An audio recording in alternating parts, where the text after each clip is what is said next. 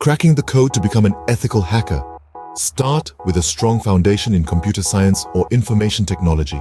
Certifications like the Certified Ethical Hacker, Offensive Security, Certified Professional, or CompTIA Security Plus can give you an edge.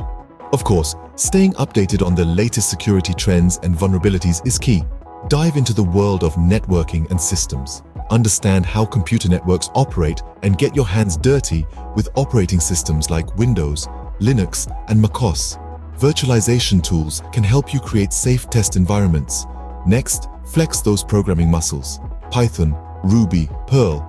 These languages are your bread and butter, and don't forget about security frameworks and libraries. Master the use of popular ethical hacking tools like Wireshark, Nmap, Metasploit, and others. Stay in the loop on emerging security technologies and trends. Finally, practice makes perfect. Set up a lab, experiment with different techniques, and join Capture the Flag challenges. Remember, ethical hacking is about improving cybersecurity, not exploiting vulnerabilities. Respect the rules, stay ethical, and happy hacking.